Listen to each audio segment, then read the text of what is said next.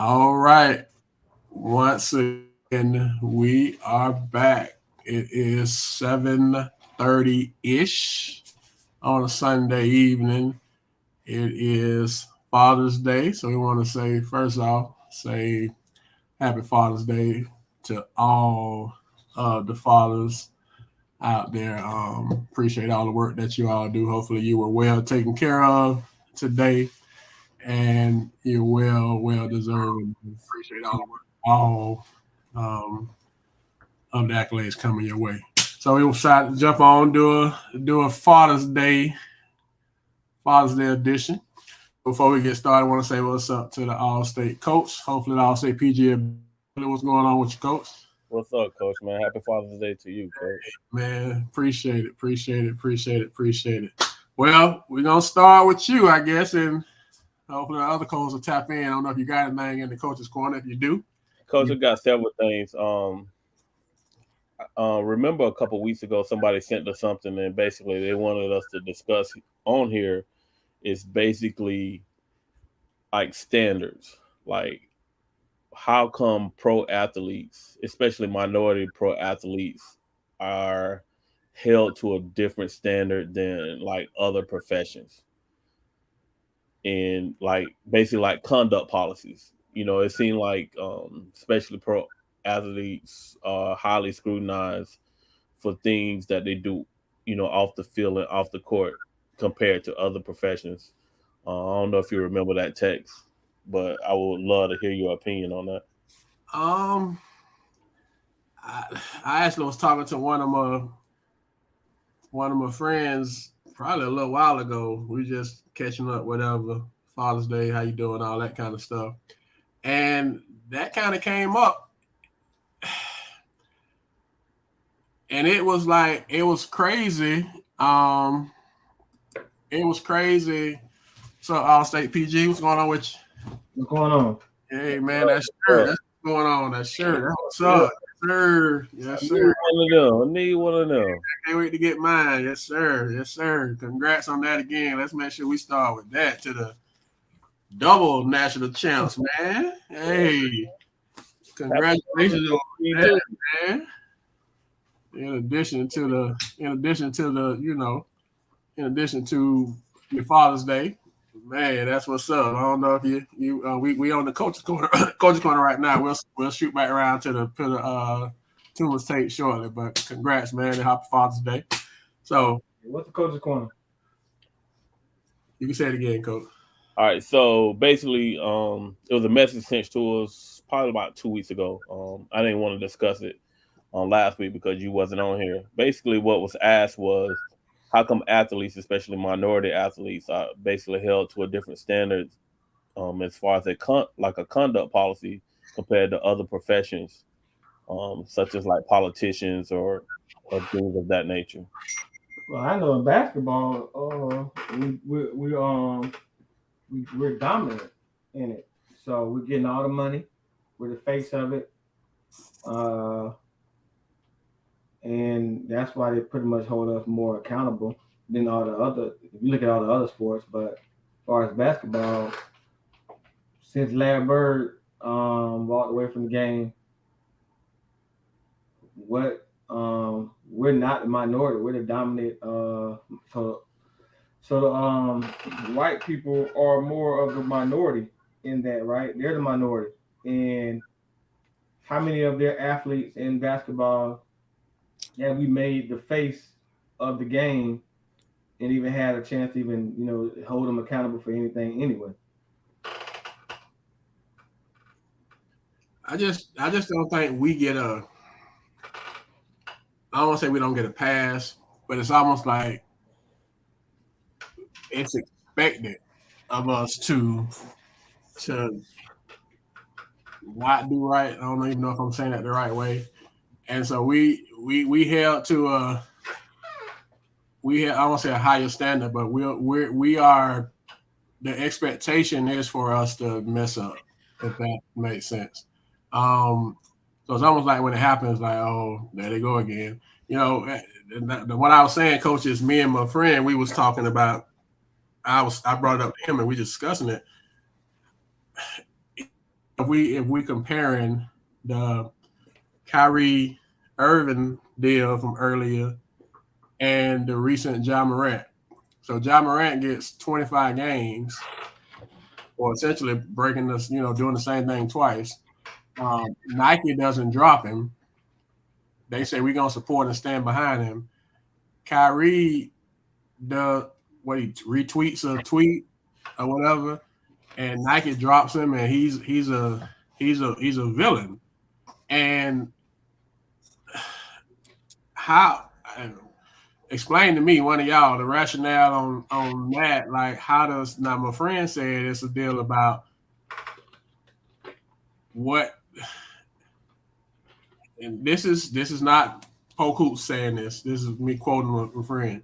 Essentially, they don't care about us. Um, how did he put it? Talking about us, degrading us, demoralizing us. So when Ja Morant does it, he's primarily, like you're saying, his focus, or the impact is primarily going to be on people that look like him, that look like us. Whereas what Kyrie did, his impact was on a whole different nationality, a whole different culture.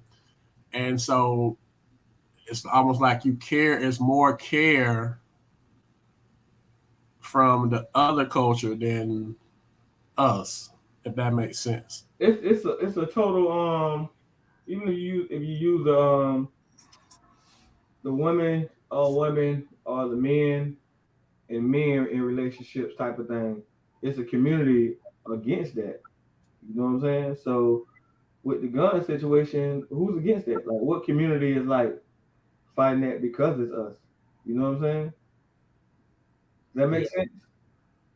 Yeah, it's much more. You have a dominant group of people that can speak out, that could cost Nike billions of dollars, the NBA billions of dollars, if they protested in their way. Compared to the gun situation, who's gonna protest it? You know what I'm saying? It's like the Michael Vick situation with the dogs. That equals the Kyrie compared to the gun situation, because yeah, they're gonna say, oh, he didn't harm anybody, but where's the protest of like a community? Like, you have a community of people that would actually fight that situation. You know what I'm saying? And hey, that's just where we're at in America, bro. Is you're not gonna get people that's gonna actually fight that situation. At least I think that's what the problem is. Um, is it fair? I don't even know if it's fair, because it's crazy that Kyrie got dropped for that situation. But just think, if that community went on war against Nike, it'd be a whole different ball game. If you had a gun community that actually was millions of people, you would probably have the same situation. Um, That's definitely not gonna happen because yeah, you you, got it's just where we at in America, man. you got to think about like the NRA. If not, the NRA came out and spoke out against it, like you said, that's that community or Yeah, whatever. They support the Second Amendment. So, my thing is that he did nothing illegal, but it gets down to like conduct policies at your workplace. Um, and then he has to understand, and we have to understand, athletes have to understand like who's your audience and who's looking at you. You know what I'm saying? The impact that they may have, and sometimes they don't understand that. You know what I'm saying? I don't know if they don't know or if they don't care, but they have to make better decisions when they're in that type of spotlight.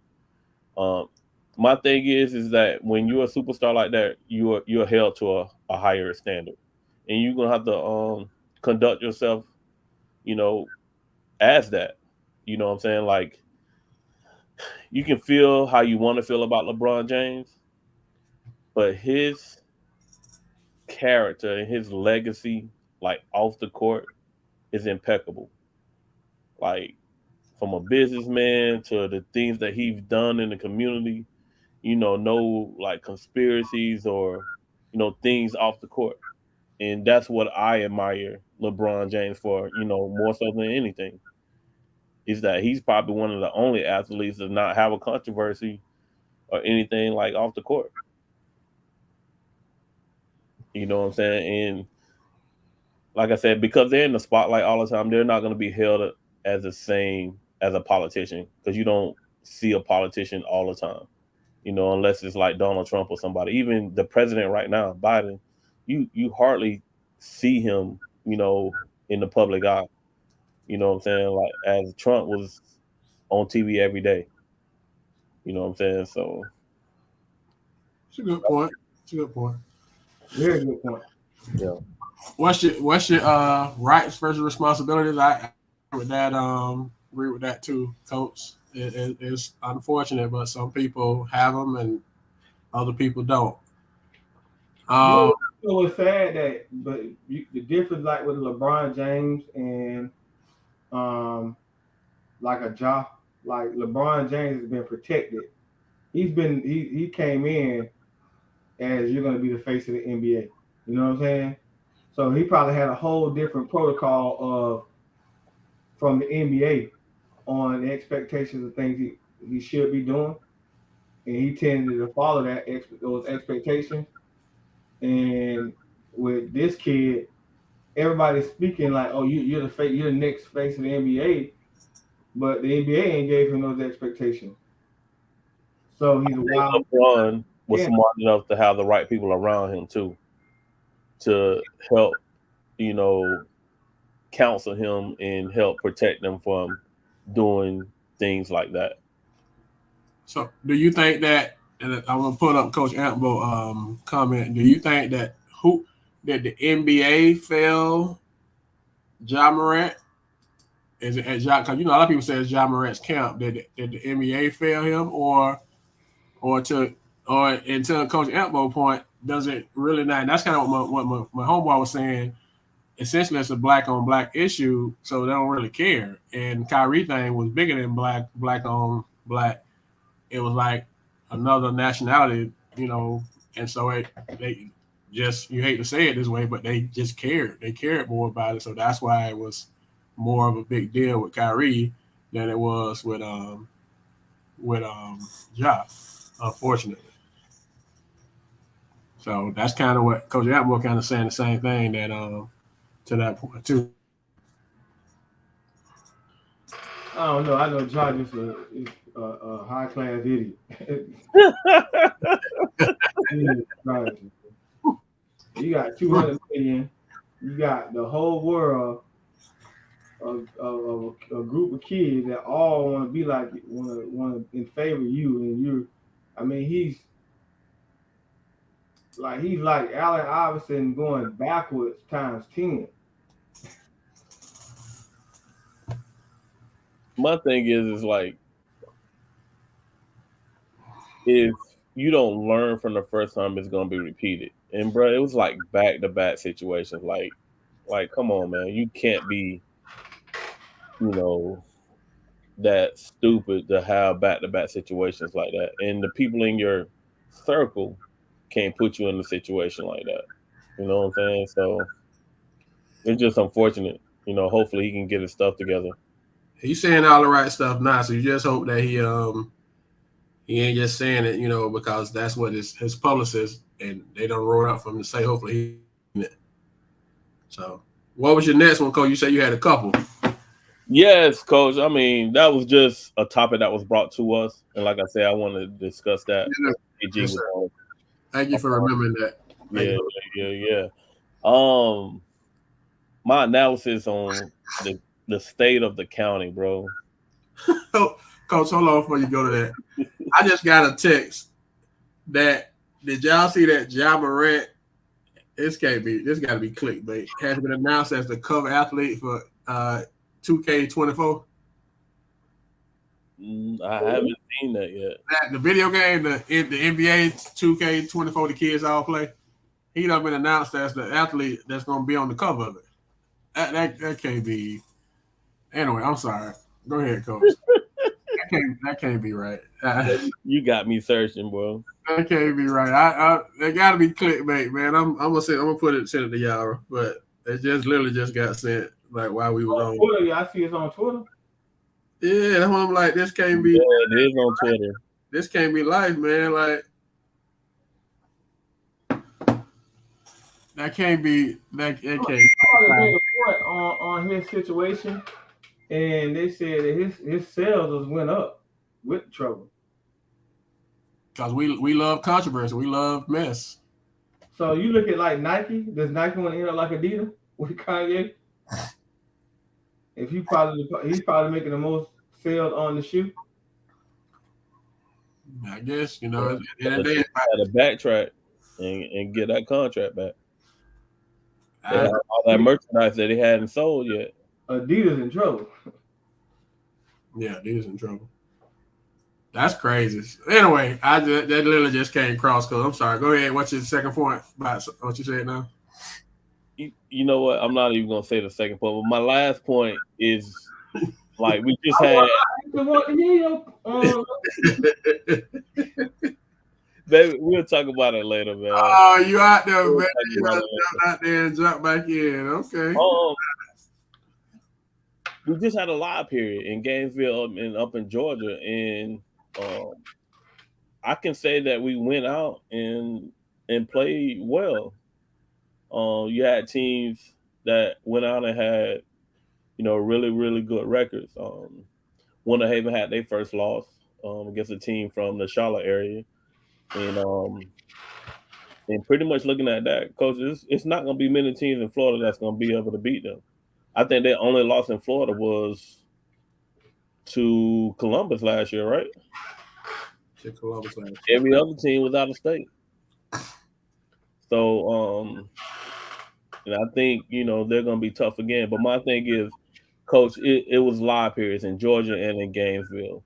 And what I did notice is that even though teams went out and represented our area well, I haven't seen offers out of it. Are you surprised? A little bit. Why? Did you watch what I've been watching in the summer league? You've been there. But that's what I was going to talk about with summer league is that I think we are in trouble. So are we playing the nice guy role because we love Polk County? Or are we going to talk real basketball? We talking real basketball. That's why the reason why I brought it up. So out of that top, it might be 8 kids right now that's college ready. Facts. Okay. But we haven't seen nothing come out of. And I'm giving you 8. I'm really pushing for 8 just as a fan of the kids that we love. Yeah. It really ain't even 8 kids right now. But some of those kids played in the live period. Okay, so and we haven't seen anything. We have questions. We're very questionable this year. We're very questionable as position players. I think that's the problem. All right, so you look at us being very questionable as position players. How many colleges are actually going to get out there and recruit? D2 is out the picture right now. Let's be honest. D2 is done recruiting high school kids. Basically, you got to be that good of a Division I low level player for Division II to recruit you. They're taking a transfer portal. That's a fact. Like let's not take that away. So we're left with the junior college, and we're left with mid majors because we don't have high major kids right now. They don't look like it by positions. Now, do we have high major athletes? Yes, we have high major athletes. We got kids that can play high. We got kids that can play high major. I know we got 4. I said good 4 that can play high major. They just don't have a position. Does that make sense? Yeah. And that's the reason why I'm gonna be the one they're gonna call a hater and say I'm knocking kids, but in just reality, like watching 1 week of that summer league, if what I watched coming in as a college coach at that summer league, what would change at a live period from those same kids? What you think changed? Watching the summer league and the mindset that the kids and the teams had, what changes in a week after summer league? Do you let's okay, we here, we live here. It's your chance to get a scholarship. Go dominate outside of our rules of what we're planning to do as a program at this live period. When then you looking at the kids, bro, they don't have positions. Like I'm just being honest. Like name a kid that's in a position to be a Division I Power 5. So we got mid-major kids, right? Off of positions, not talent. And do you think that hurts? Because I had a coach say about a kid, like, and this is crazy to hear, you know what I'm saying? A kid that we're looking at as a high major, and they said, no, he's just another kid on the AAU program. And if that's the thought about one of our kids that we're thinking a high major, what that tells you about all the other kids. If he's just another player on the AAU program. That is facts, Juma, and that's the reason why I didn't say the first one first, because I think we needed to talk about that and be realistic about, the kids that are here and where they actually fit in. You know what I'm saying? Because when you start talking, especially Power 5 and high major, man, they will recruit over you. Mm-hmm. That's why so many people in the transfer portal. You know what I'm saying? Because you might not be their guy, but they need to fill this scholarship, and believe me, they're looking to replace you that next year if you don't produce at a high level. You know what I'm saying? And a lot of people fall through the cracks. And like you said, like position wise, like let's say LJ. Let's talk about LJ. Great scorer. Great scorer. He can fill it up from all three levels, right? What is he gonna play at the next level? We talk about it all the time. He's too short to really be a wing.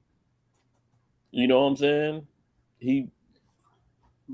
Is he a true point guard? You know what I'm saying? If we look at the last couple of years, Dylan James had a specific position, right? We saw a projection for the next level. Yeah, he'll stretch for over the let's just say the last 3 years, and our top kids.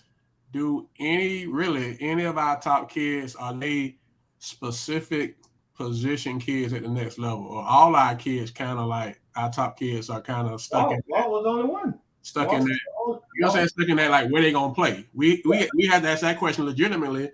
I mean, we can say that about LJ, where he project next level. Mm-hmm. We can say that about Isaac, where he project next level. We can say that about JP, where he project next level.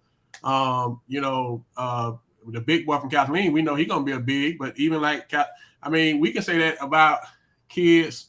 Even KJ. I mean, where KJ gonna present next level? I mean, he had fam, but is he gonna play the one? He gonna play the two? And we had the same discussion about KJ. Like, is he a point guard, or where does he fit at the next level? So, and this might not be sexy, sexy topic, because how some of our Polk County coaches are. Does that become incumbent on the coaches to put the kid in a position? Because I'm just speaking, because that's the thing. Like, do our kids even have positions that they're in now to translate to the college level? You know what's crazy about that though, bro? Like, Scott Williams taught me how to play the point guard position. Why did he teach me that? Because he knew I had to learn to play at the next level. So I played the 2 guard. I was a shooting guard first 3 years. Freshman year, so all that. But I also played the backup 1. So when I got to my senior year, my transition to the point was a lot easier because I was always the backup point guard. You know what I'm saying? And that's not just having the ball in my hands. It was like, you got to learn how to run the team when our point guard is not on the floor. And I don't. A great example, like right now, bro, is Tate Darner. we all know Tate can shoot the basketball. You know what I'm saying? But his coach is putting him in a position where he has to be the primary ball handler. You know what I'm saying? Because he's not an ideal sexy wing as far as height or anything. So And even the LJ case, me and you talked about it at the game we watched, Billy. I don't necessarily know what LJ is doing on the national level of AAU, but I know when he's out there with those kids at Santa Fe, they tend to stand and watch Victory, my bad, Victory. They tend to stand and watch, and it doesn't look like those kids are better with him trying to play the point. and we watched that one game when he didn't play. Yeah, when he didn't play, we saw kids at a whole different mindset of when he did play with the ball in his hands as a dominating with the ball in his hands. I don't think nothing's wrong with being a scoring point guard. I just look at like what we saw. We saw kids tend to take a total backseat with him on the floor, and they didn't play the same. And it's got to be a situation for him that he can show a coach at the Power 5 level that he can run a team and also be able to take over the game. He reminds me of Gilbert Arenas so much, but Gilbert Arenas, I watched the article today on interview today with Gilbert Arenas on his mindset going into a game. First quarter, he's gonna attack you, and he's gonna attack you first for it to be your weakness on how you're gonna stop him. Second quarter, he's gonna go in and he's gonna make sure that everybody's getting involved because he's such a threat early on that he's gonna make sure that all his other players can roller coaster be in the game and feel comfortable. Third quarter, he comes back and attacks. Early fourth, he's kind of getting everybody involved for him to take over in the fourth quarter. But that's a mindset of like a person who studied the game. Have we seen that from? I mean, y'all has probably seen LJ play more than me. Have you seen that type of mindset? Or should that be the approach he takes from this point on? I think he's gonna have to figure that out because they have a stumbling block that they have ran into every year. And something's gonna have to give in order for them to get over that hump. And we both know that they just got a couple transfers in. So what now? Can you continue to do what you were doing before and beat them? But see, he's probably one of those kids, like Cheese mentioned that he's playing the point, but he's probably one of those kids that get the same conversation of he's just another kid on the AAU program. I didn't know that LJ wasn't starting on that team.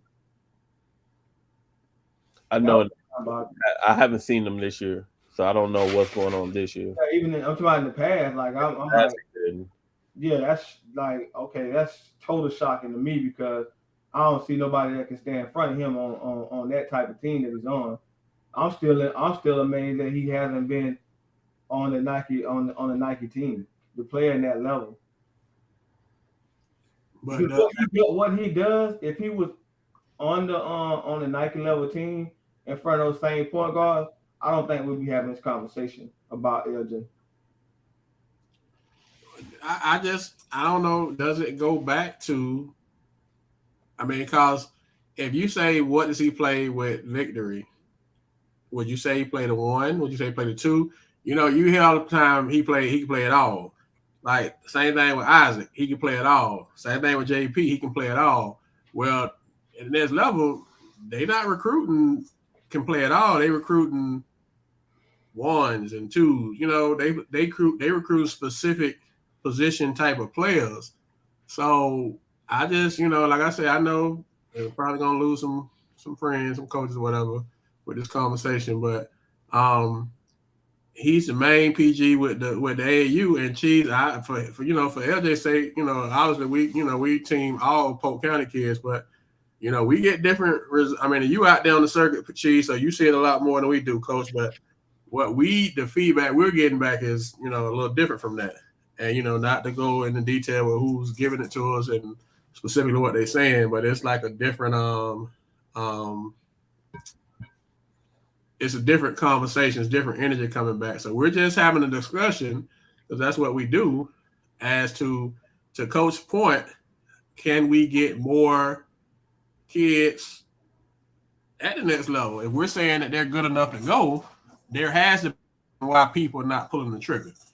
And exactly, and that's the conversation that we have. This is not about a specific person or anything like that. It's so don't think we're out here trying to, criticize a kid's game or anything right now. We just trying to help.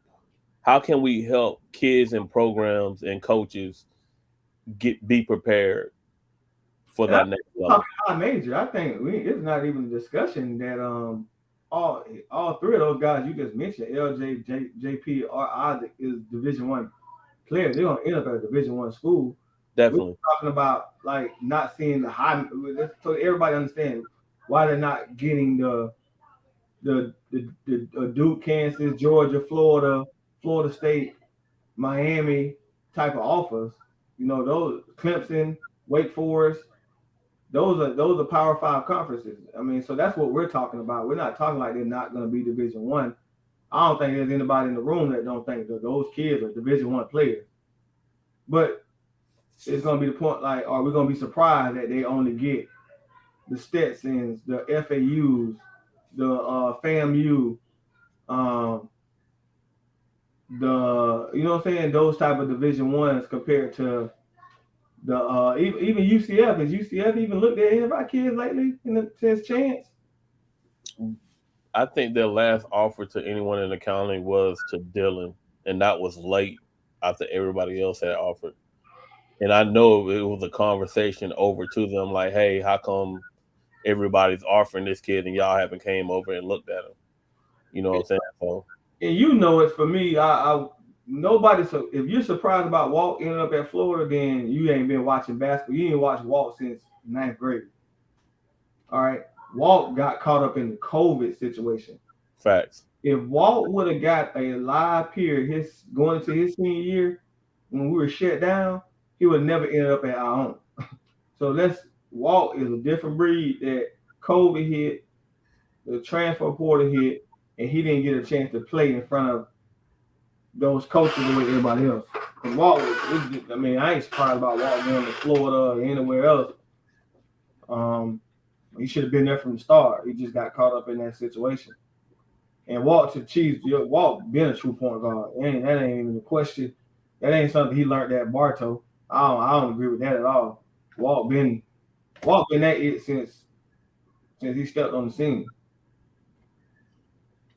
I think people forget that Walt done made it to the Elite Eight his year before he transferred to Bartow. Yes, lost against Lakewood. Yeah, I just don't. People won the game. Yeah, people forgetting that like Walt been that it ain't no. Yeah, I just like I said, we'll get criticized for having a truthful, real conversation, but if we don't do it, who's gonna do it? That's what we do. So I ain't trying to be messy and cut it off, but we look back at the Walt situation, right? This is interesting. We never talked about this, right? Since 2019, was that the year with the strong Santa Fe? When Santa Fe was really, really good? 2019? Yeah. That sound about right. So you go 2019 to now. We don't even talk about those kids and where they ended up at. What happened to all those kids?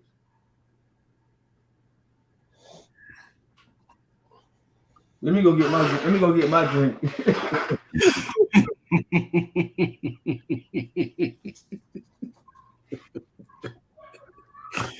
Boy, you got everybody sipping. Yeah, take a sip break, station break. We need to have a commercial for the station break. We got any sponsors or whatever. Butter rubber dub. Coach Elbow, to your point, once again, we having conversation. We're just saying sometimes what folks really don't want to say. We're just creating conversation, which is what we do. Are we saying that there are no Power 5 athletes, basketball players? We're not saying it. Our question is, the people that make those decisions, have not gave a Power 5 offer to our kids. So the question is the obvious question. Well, I don't know if it's obvious, but the question that follows is if we feel like they are to that level, I truly think that why are they not getting the Power 5 offer? I'm saying I think it's what do they project to the next level? It's just hard to answer that question. So if I'm sitting in a Georgia gym this weekend or in Gainesville and I'm seeing all these kids run up and down, I'm seeing them, and nobody got the trigger pull on them. It's got to be something. It's like them guys sitting there like, okay, how are they going to, and coach, you've been around long, so you know this, Coach Atmo, how are they going to translate to our system, our program, and the fact that nobody got a Power 5 off, at least not yet. It may come, in the next day or so, hopefully, but it has to be something. And then we're just asking the question: why are these people not offering the kids that we think within the Polk County walls and city limits are worthy of it? I think LJ, JP, and Isaac can play in those conferences. They just don't have a position. That's all we saying. So we saying they're athletic wise, like basketball IQ wise, we ain't seen a Jamie. Jamie and Walt, the two IQ wise, that it's just different. What little Jamie does basketball IQ wise, that boy been around basketball for a long time. The stuff that the plays he's made, me and Billy D watched that one day. We ain't seen too many make those type of plays. Athlete, Isaac is a legit Power 5 skill set. He just don't have a position. Like he's 6'6" or 6'7". About 6. Yeah, he don't like what position we gonna put him at? The 2. He's weak. He got a weakness. He can't handle the ball strong enough to be a 2. He doesn't shoot it. He don't shoot it consistent to be a 2. And you look, and this is me watching just highlights of those kids in the EYBL that are like 2 guards nationally ranked. Like they're making the moves that the 1 is making with the ball, and they're hitting jump shots consistently. Like, I mean, Tuma, you also talking about kids that create their own shot, off the dribble and able to, score on elite defenders or elite, other players that they're going against. And, again, we're just creating the platform for this conversation.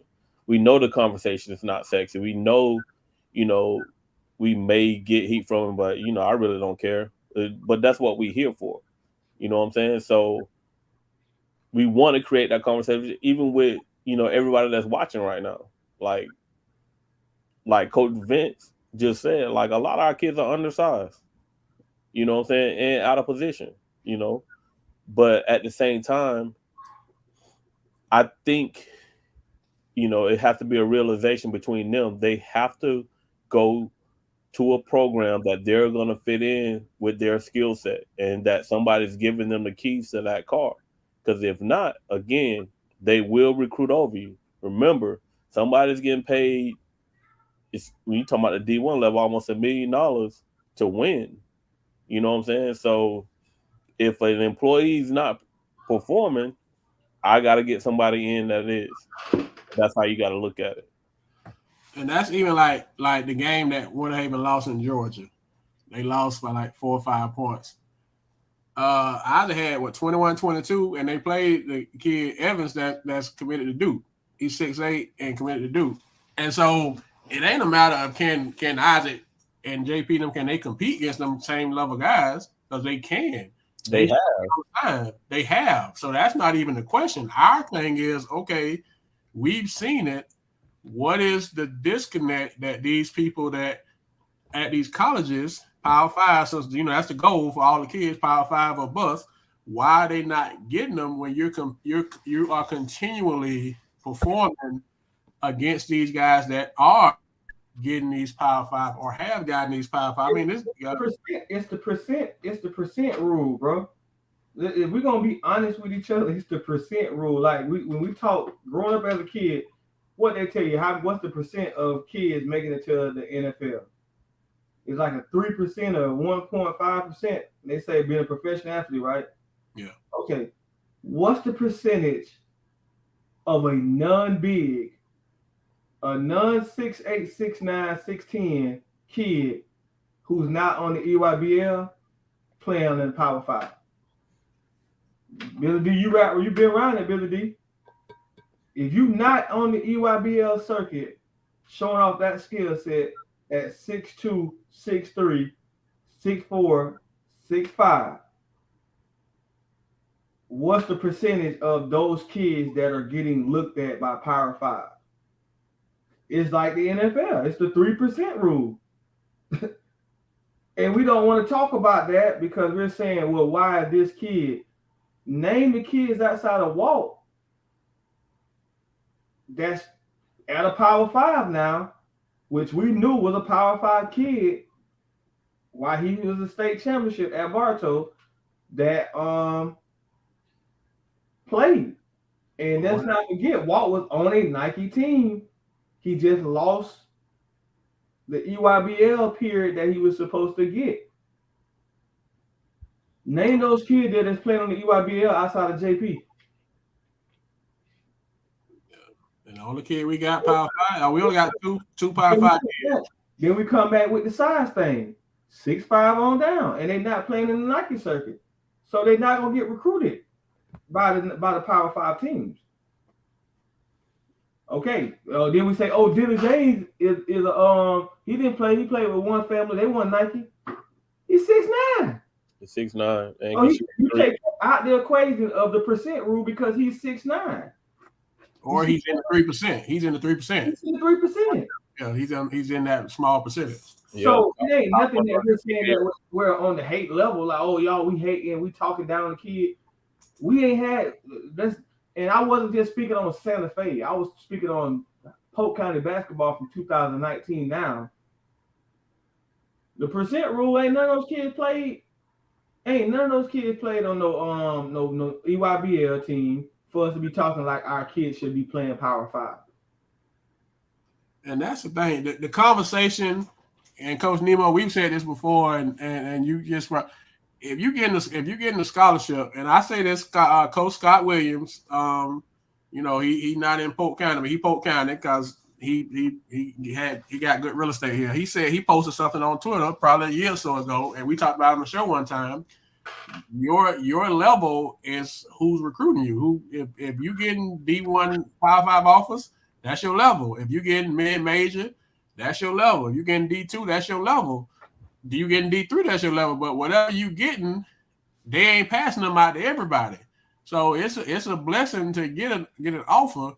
So, and we just saw this year in the NCAA tournament, nothing wrong with not being a Power 5 kid. We had the mid majors and the lower D1 like Cinderella type teams did better in most cases than the Power 5. So that's not a knock. We're just having a conversation because that's the mentality. We're not saying that should be the mentality. We're just saying that's what it is. So we're going to discuss it and at least put it out there because this is what this platform is about, for us to have a discussion. So we're going to have a conversation and talk about stuff that nobody want to talk about. And we'll take the hits for it, but we're just trying to help kids. And sometimes you got to educate kids. And if we got to be the ones to do it, then we'll do it. We're saying there's got to be something, but JP got offers. Isaac got offers. LJ got offers. So it ain't, and the schools they got will be great for them if that's where they end up going, so it ain't like they have to go Power 5, but that's the thing is you got to go Power 5, that's the thing. But you got to be something. You got to be a different type of thing to go Power 5 because it's not what Polk Hoops is saying. It's not what Polk Hoops, Tuma, Billy D said. It's what the Power 5. This is what the ACC people. This is what the SEC, the Big Ten. This is what these people are saying. The Big 12. This is what they saying. They not pulling the trigger. So it's got to be something. Why would they pull the trigger though, man? I mean, we talk about this all the time. It's like even with the kids in the past, and we call us haters, and we was talking bad, like it was like we was talking crazy, and that's why I brought up that before I went to get my drink about since 2019 to now. Why are we not? We don't even bring up those kids anymore because they probably playing at Snowfall University. Well, Coach Nemo, I don't know if you like. I don't know. Maybe I'm reading the energy wrong, but it's like you. I don't know if you think we being negative. But mid-major got seniors. Mid-major got seniors. Power 5 got seniors. Everybody got seniors. It ain't just mid-majors. Yeah. Especially with the transfer portal now, people are everybody. That's that. Grad transfer. Yeah, grad transfer. As a coach, like you two guys coach basketball. Yeah. I ain't never coached outside of AAU at all. I just played the game at a high level. I never sat there and coached it like in high school. What would you rather take? Would you rather take? Let me ask you, Barnes. Would you rather take a Sheldon Dennis for an extra year or a kid coming up in 9th grade? Would you rather take what was your point guard, Billy D? The best defender in Polk County history? Russell Wilson. Russell Wilson. Baby. I want to say his whole name. Would you rather take a baby for one extra year, or would you rather take a Sesame coming in as a freshman on varsity? Who are you going to take for that one extra year to try to get you to the NCAA tournament? Y'all gonna take, fellas? You gonna take the senior? I'm gonna take Tava. Who you gonna take, Billy D? That's a no-brainer. Okay, so if y'all are the college coaches, listen. I'm just trying to break it down so that the people in the back can hear it.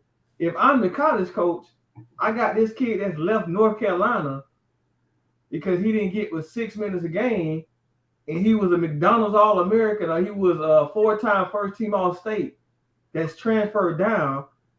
Am I gonna give him that scholarship for the 1 year to try to get to the level, or am I gonna give it to LJ Casey, who ain't played a down, he ain't played a game of pickup of basketball at the college level? That's what's happening right now. That's what's happening. It ain't no knock on what we believe LJ could do, but I'm not taking LJ when I got this kid that's been in North Carolina for 2 years, averaging 3.5 points a game. If he got 25 minutes at the mid-major, that could get me 15 points a game. That I guarantee can get 15 points a game because he played at a high level. That's what's happening right now, man. And so to people, everybody is weak. I think we're on the same page about the transfer portal has directly impacted how the kids are being recruited. Our thing is we're just trying to essentially, I guess, have a discussion, an open discussion, an educated discussion, especially after the live period, that maybe we need to start to be a little more realistic about the landscape. And I don't know if we're always being realistic about the landscape of how things are right now. And Coach Higgins, to your point, the transfer portal is across now, but the dream, you don't want to be a dream killer for the kids. You can't go 5, but it ain't the same. It's so I don't know if we're being realistic with what we are having the conversation. I don't know if we're having the and I'm not in coach's locker room, so I don't know. But we're gonna have the conversation here, and y'all can throw something at the screen all you want. But I think we got to be realistic with our kids so that they sitting around passing, waiting on this Power 5 offer when they got these offers already on the table, and by the time you come back around, oh, you waited too long. They don't win and pull the trigger on another kid, so now you are. So just be realistic about how it is. This the other thing, Coach Barnes. This is the other thing. Coach Hagan is correct in somewhat, but he didn't mention the key point of it when he said all sports, because football, they still getting them high major and D1 offers because they got more scholarships. That's true. That's the only difference with what Coach Hagan saying with all the sports. So you talk about football, they have 50-some scholarships. Basketball only got 15. That's the other downfall to it. But I mean, we don't want to be the person to say it because they ain't gonna be a slap on our face. But I don't know if this has changed. I know when I was getting recruited, if them offers ain't come right now this summer, they ain't coming. It's a board. When I was getting recruited, and then when I became a college basketball player, I used to walk in there with Coach Gibbons and see the coaches meeting and wonder what that 1, 2, 3, 4, 5 was, and I decided to ask. If we don't get one, number 2 was up next. If one went to another school, number 2 became one, and it's a board like that. All right. Next man up if we can't get this kid the offer. So if they ain't getting them right now. And I've also seen where you wait and they can't wait. They don't want to wait. So number 2, yeah. It ain't that type of game no more. Yes. If you get that offer right now, if you getting 5 mid-major offers and you ain't got that one division Power 5 and you decide to wait, you was in trouble. You're in trouble. You was a fool without gold.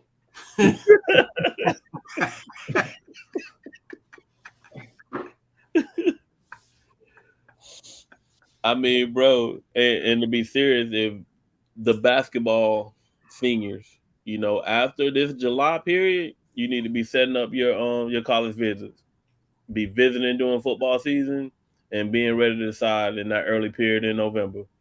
Because if you mess around and wait, well, it might not be there anymore. We've seen it happen to football kids. They sit around and wait. I want to see what else comes available. And okay, you gonna wait? We gonna sign this other kid that's ready to go? Boy.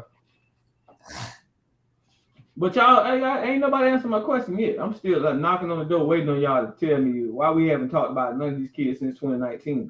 What has happened? What's the update on our kids? The thing is, though, Tuma, you really don't see anything, to update. You know what I'm saying? I think if Billy D, we got the same coaches. Who got fired since 2019? That's facts. You know what I'm saying? But like I said, those coaches, if they send us something on those kids, it'll be something to talk about. But a lot of those kids, we don't know where they're at or if they're doing anything. Back then, they were mad at us. When we trying to get updates, we can't even tell you these kids are playing ball still. Did they make it to the next level?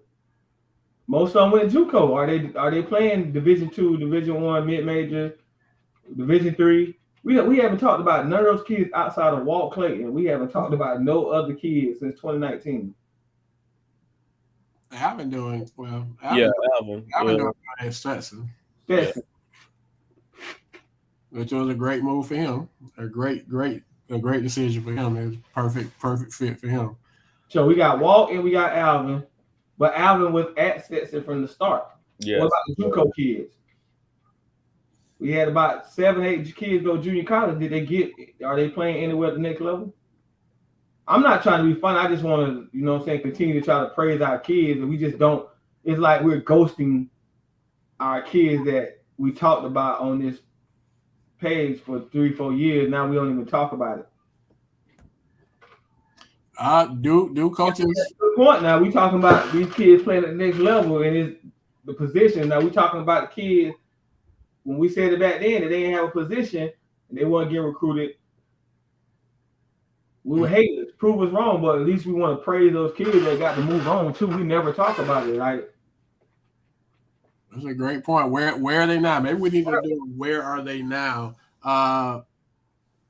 So where the kids are. I mean, because the thing is, we got some kids that are playing at the next level. Like, we know Jaden's at Palm Beach, Miss Jones. We just speaking on like. Is Palm Beach a junior college? Yeah, it's a JUCO. So we're not done with him yet.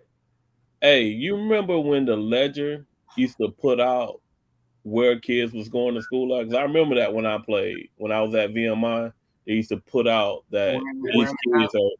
We need to do that. We'll do, yeah, we can. Because have we seen? I try not to talk about, but have y'all seen where they now from those people?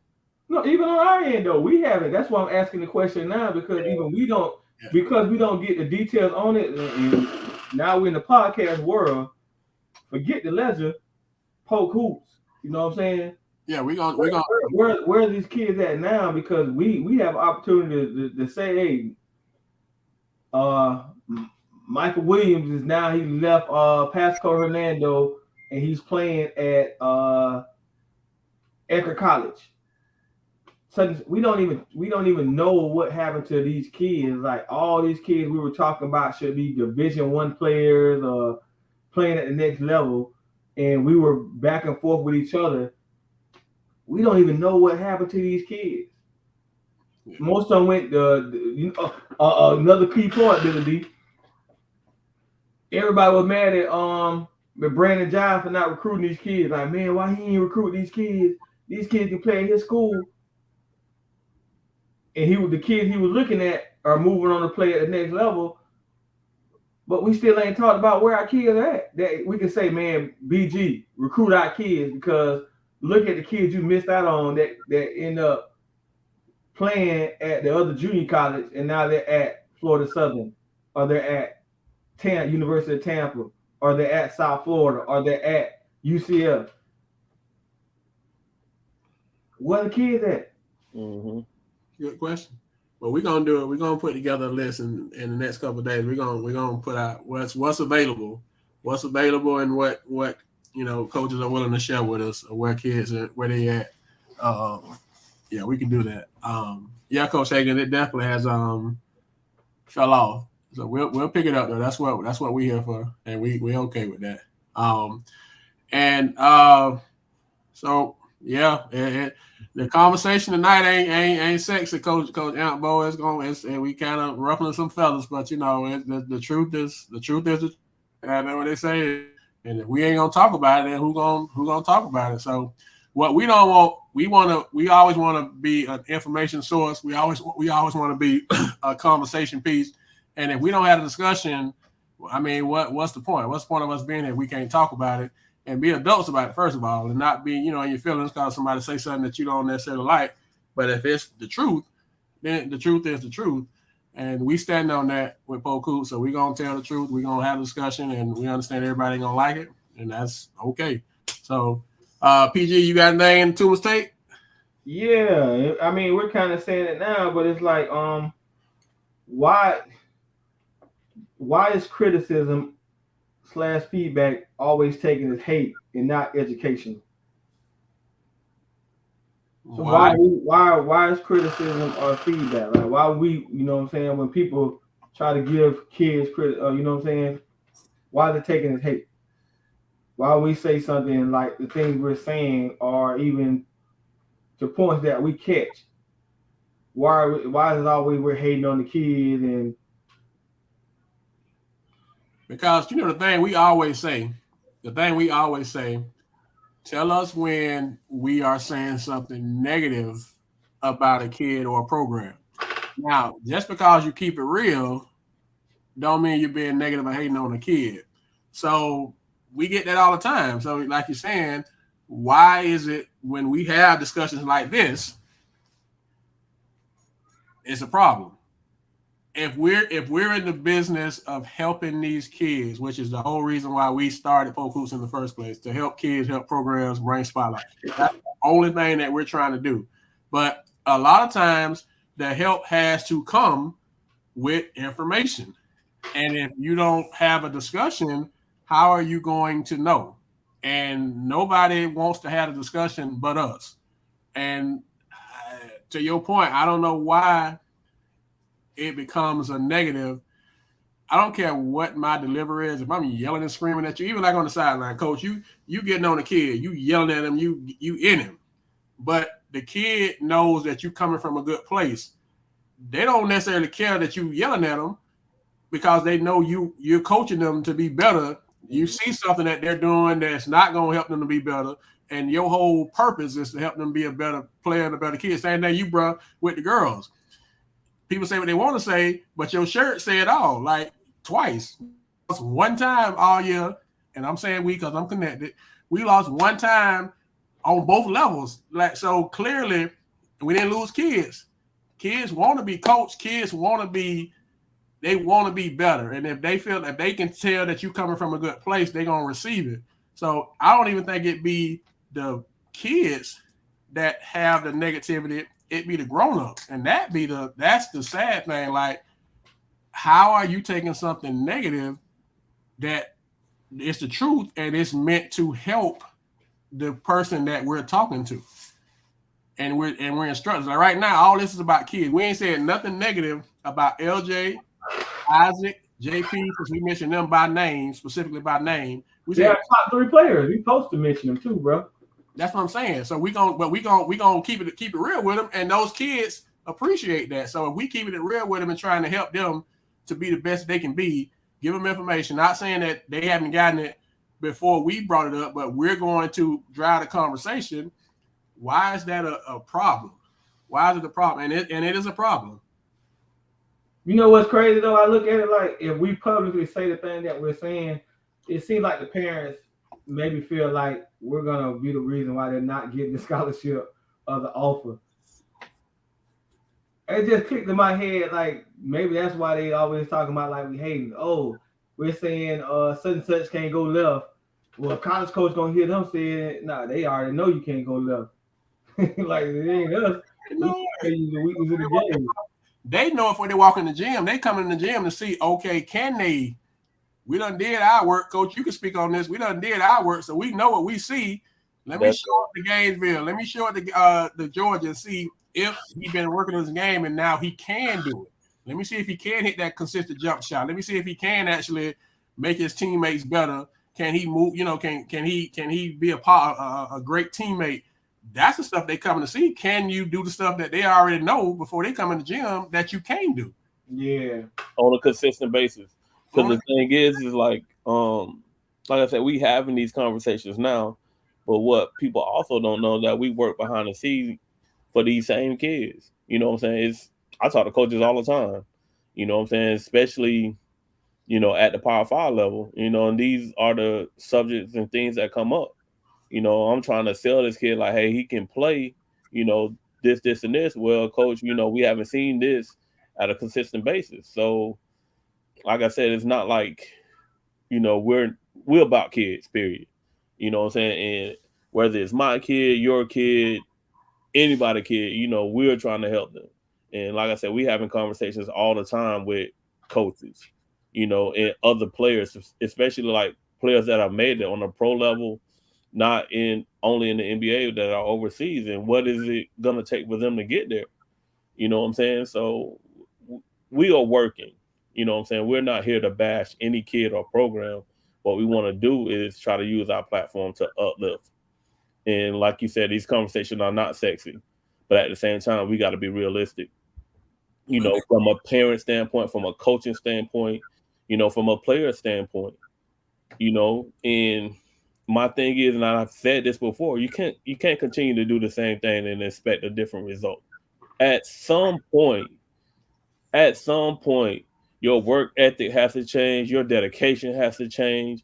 If you're serious about this, then we need to take a different mental approach, which would then lead into your physical approach, you know, to this. You know, are you taking care of your body? Are you doing the right things in the classroom? Are you surrounded by the right people? You know what I'm saying? Not only are you going to, you know, these tournaments and playing with the right travel ball team, are you going to these elite camps? Are you even invited to these elite camps? You know what I'm saying? If you're not getting an invitation to these elite camps, why are we talking high major Power 5? You know, if you're not getting in, you know, like the LeBron camp or the Nike All-American camp, you know, and all that stuff. You know what I'm saying? Right now, we got kids, coach, that we talked about. I got 3 kids. I know we had a coach send Barn. I think he sent it to you to the video, the Instagram video. Mm-hmm. Okay, so we got 3 kids coming up. Now we might not get to see none of them play here in Polk County after this year. 1 year of it, possibly. We hope that's not the case. But we got 3 Power 5 kids because they're already doing what you're saying. That kid that you on the 6'5" kid you on so highly of. You might not see him at all. Word is he might not play in the county at all. And the two kids that I had in my school, the one that played, he's playing AAU with the Night Riders, and the other one I talked about that you finally got to see play with Victory, the seventh grader. Mm-hmm. They got a chance to play with Victory on varsity the other day. Those three kids now, those three kids, if they continue to grow, develop their game, those are next level kids. They already got their name out there, and it's a difference. So and even with that, so we got kids here that we saying right now, 7th grade possible phenom that's never gonna even touch a Polk County court. It's possible. No, I think now the kid that we just talked about in the group that I spoke highly of, I think he's a varsity player next year at Victory. I think he can play 8 minutes a game. What you think, Billy D? Man, he better play more than that. The way I saw that kid shoot the ball. Yeah, 7th grade coach, 7th grade coach. You know, as an 8th grader, he's gonna turn some heads, coach, and he's gonna help spread the floor. That kid is tough. Like Tuma told me he can play, but that kid can really play. Like I've seen it with my own eyes now. Like I'm on board. You know what I'm saying? And unfortunately, the way he, I think he was at CP3 camp or something, and killed it. Yeah, and then this weekend they was at Ball on the Beach. Man, if he continued to coach, I see him hit 5 threes and he still haven't hit the rim yet. You know what I'm saying? Like that kid is special. Hopefully, he continues to grow. You know what I'm saying? If not, he probably gonna have to be like a Steph Curry type situation. But hopefully, he get a little bit taller, coach. He's a legit 6'2" PG right now, and I'm in 7th grade, and I think he's gonna grow to be 6'4", 6'5". But he's doing. I ain't seen the Boone kid. I just know you speak high level, and Antbo speaks very high level. So those two kids. But the Jameer Wallace kid that I talked about earlier, I said it was probably the best PG. I mean, he's doing it at that level. Those kids are getting on a different look. The kids Cheese is talking about, I pray that he jumps and he plays on a higher team so he can get those looks. Because I've heard a lot of people, somebody else talked about him this weekend, Cheese, tell me how good he's going to be. He's a incoming freshman, or he's a sophomore? No, he's going to be a freshman. I think he's in that class, that freshman class. He played with the Fire for some years, and I think this year he played with a different team. But he can't end up not playing on a strong AAU team. He's 6'5". Yeah, that Boone kid is a whole problem. Yeah, he ain't going to end up in the county either. No, word is he probably going to end up in the Villages. See, we're talking about it now with these kids, and we hope that the right people do hear it. You got to play on the strong AAU teams, man. Do not let these coaches just sit there and have you playing on a team that they're not traveling and playing in front of the best kids in the country. Yeah. I know the old kid, he plays like the man team. If you speak highly of these kids, don't be telling these kids they need to play for a team that ain't traveling across the country to play basketball.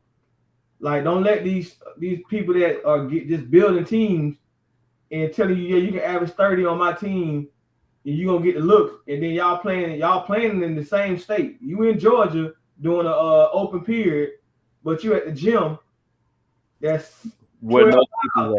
Yeah, 12 miles with no colleges at, and then you assuming that they're gonna be there. Because you up there doing it because you got food that you in the live period, but the gym you at, there ain't one coach there, and there's 100 coaches at the other gym. The gym you at ain't live. Yeah. But while you playing though, like my 16-year-old group with each one teach one, I'm gonna tell you what we did.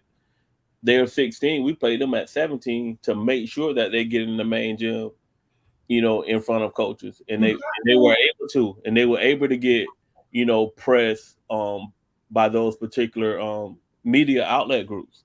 You know what I'm saying? You have to though, coach. We know that, coach. You have to. Like that's how important. That's been the thing from day one, man. AAU is not about wins; it's about development. And When you hit that EYBL circuit, yeah, you got to win because you want to hold on to that contract. Definitely. But then you got all those type of kids. But don't play with a team just for these coaches to sit here and we went 3-0 this weekend up in Atlanta doing a live period, and the live period was at Georgia Tech while you were playing at Snowfall High School. And you fooling Facebook. Cause you up there, man. I mean, don't let these kids get caught up in that, man. Bro, when he was playing at Snowfall High School, man. Y'all know what I'm talking about, man. These kids be afraid to go against the competition. Do it be the kids though? Sometimes, yeah, you know why I said be the kids? I'm not gonna. I didn't want to bring this up, man. We got a kid right now. Bro, what's Snowfall? What the mascot, bro, for Snowfall High School? the Jesus Snowman medallion. Hey, listen. Some of these kids are afraid to play in competition too, man. Some of these kids are afraid to compete, and it don't always be the parents, man. We got a kid right now that we've been begging to take it to the next level, man. I ain't gonna even use the other word to take it to the next level, and got an opportunity and won't do it.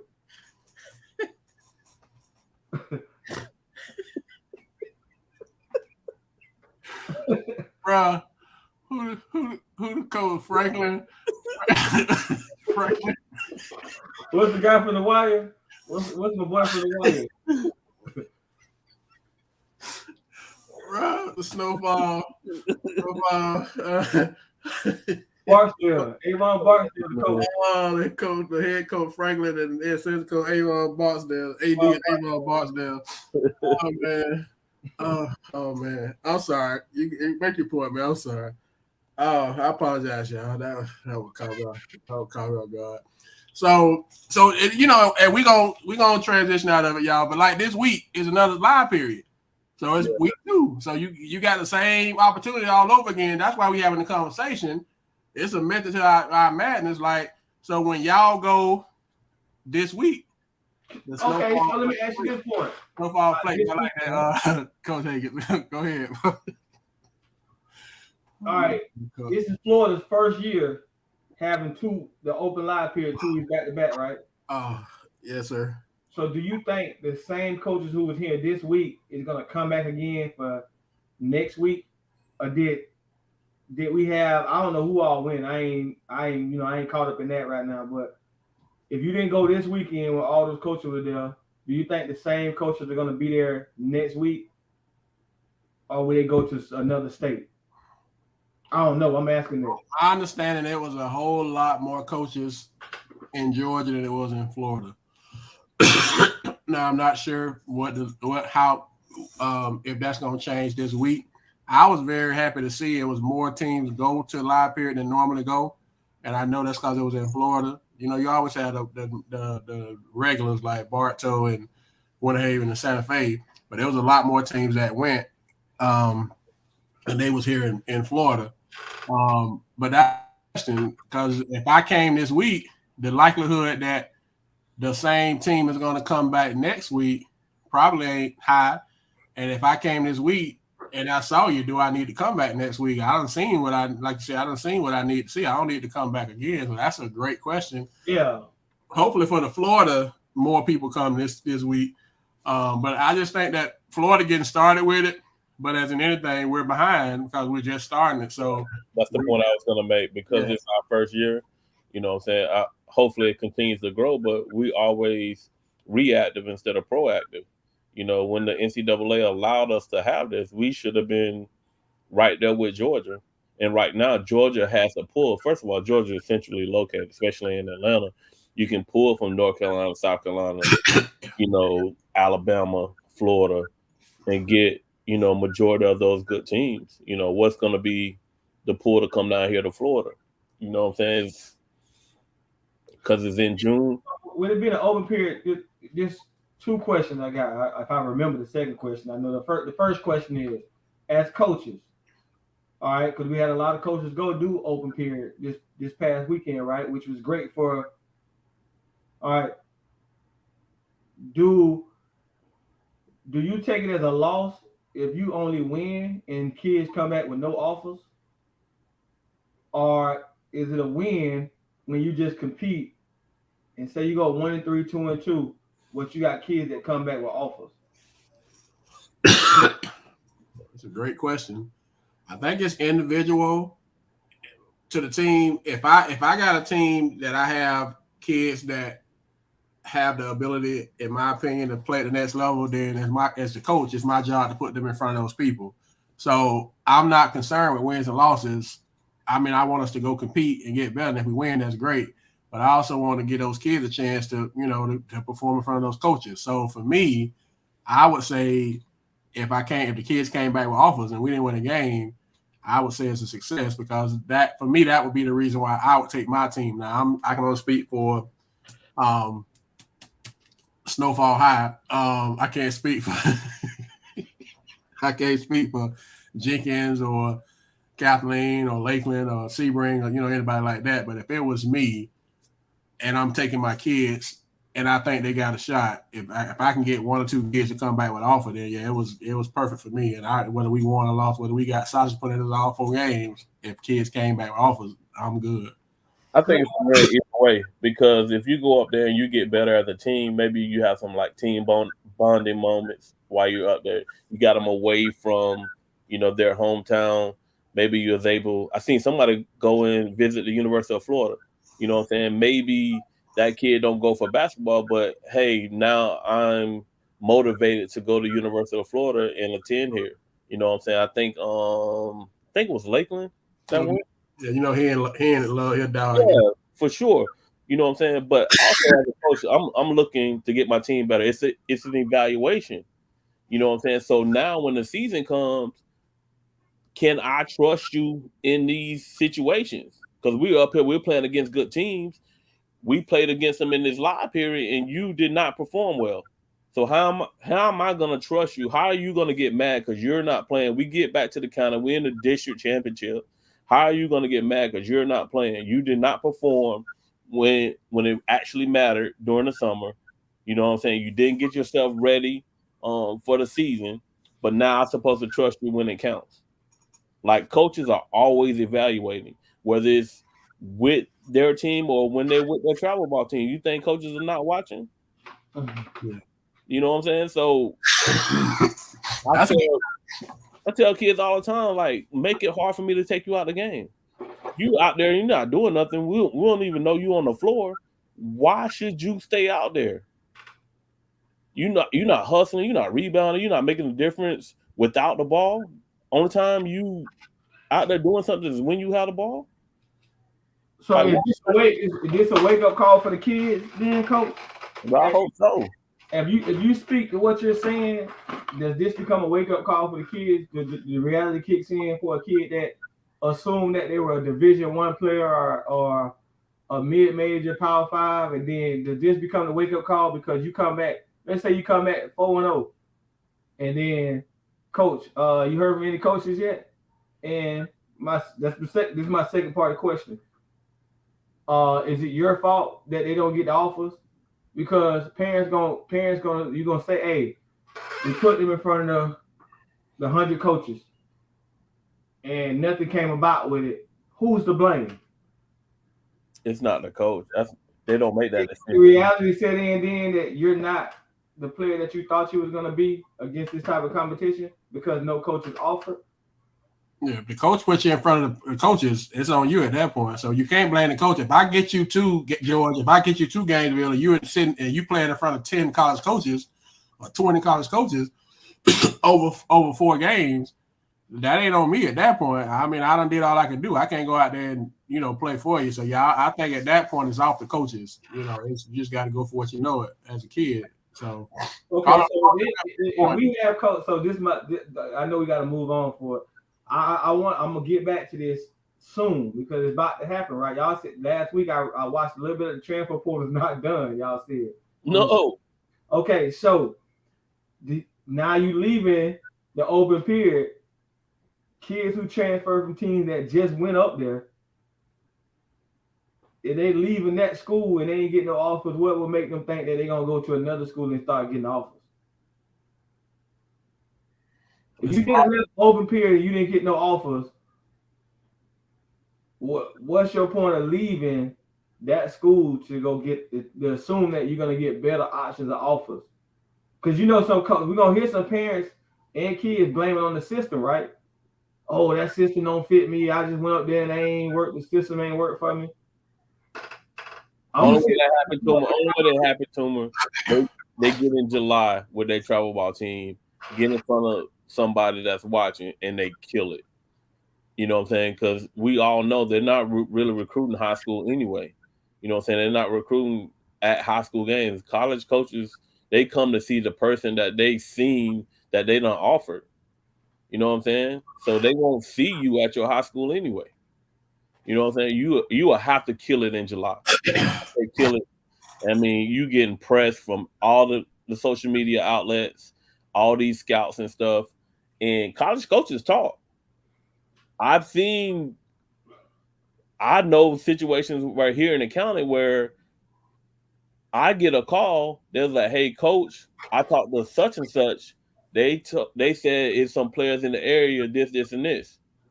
You know what I'm saying? So it's a coaching fraternity. You know what I'm saying? That kid might not play here, but I know somebody that's looking for a kid like that. Well, coaches and players, hopefully, y'all, we take heed with it, man. We try to just drive conversation and create information sources and make sure that we're well informed. But we get out tomorrow is Juneteenth, and tomorrow is the quarterfinals of the Summer League. Games will be at Arbondale High School, Stanbaugh Middle School, and Direct Courts 1 and 2. The quarterfinal games, the final 8. We have Lake Wells versus Lakeland. In one quarterfinal, we got Victory versus Osceola. In another quarterfinal, we have Sebring versus Lake Region in the third quarterfinal, and we have Winter Haven versus Bartow in the fourth quarterfinal. So all games tomorrow, Juneteenth, at in the Arbondale area. Appreciate Coach Robinson for helping us out with that, Coach McGriff out with that. We'll post a schedule in the morning on the page, of course. There's other games going on, but those are the quarterfinal games. So don't throw us at the screen, you people, that we didn't name your school. There are other games going on, but those are the quarterfinal games. Who you got in the championship game? I got Victory Winter Haven. Victory Winter Haven? That's what I got. I got Victory Winter Haven. That's gonna be bulletin board material for the other 6 people, but I got well can McGriff pull another Bartow playoff miracle? No. No. The answer is no. The game, I think the most exciting game tomorrow night might be that Lake Wells Lakeland game. That Vaz versus D Harden. That's gonna be a good theater right there, because that's offense. Sebring and Lake Region gonna be good too. Like Sebring Region too. Sebring and Lake Region. Lake Region? Yeah. That's a playoff game? Yeah. Quarterfinal, yeah.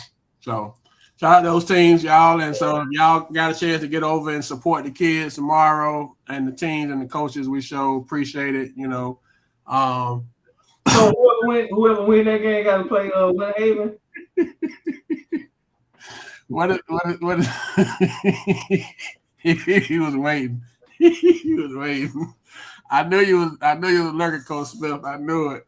So on the one side of the bracket is Lake Wells versus Lakeland, and the other side, and they play the winner of Victor Osceola. Other side is Winter Haven Bartow play the winner of Sebring Lake Region.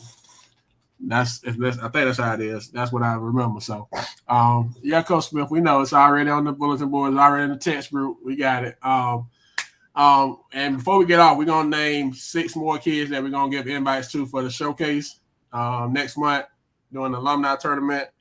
in no order, no particular order, but these are just the next 6, and we'll post it on the page tomorrow. But first is Tate Darner from Santa Fe. Second is 5. No, yeah, 6 kids. Second is Yoshi Nemo from Winter Haven. Make sure I get it right. School. Third is Ed Wiggins from Bartow. Fourth is Alex Sessoms from McKeel. Sorry, Santa Fe from McKeel. Fifth is Mike Andino from Victory. And sixth is Jordan Lanier from Victory. And that gives us 6. We kind of was back and forth with the fifth one, so we just name them both. So we got that's be 6, and we got 11, so we got 9 more spots after that. So it'll be 20. Hopefully they all will accept and come and put on for the county, for the city, doing an alumni tournament next month. We'll post those on the page.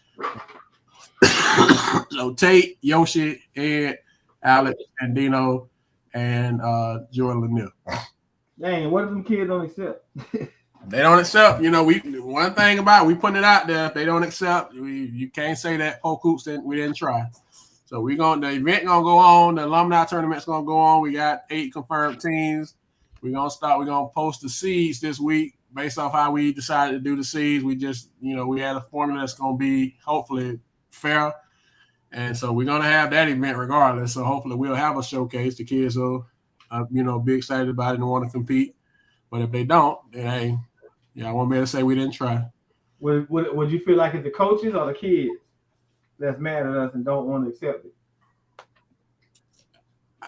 I would probably say, if I had to say, I would probably say the grown-ups. The kids want to compete and play, and I could be wrong. The kids want to get out there and on the stage and go against each other. So this is gonna be interesting.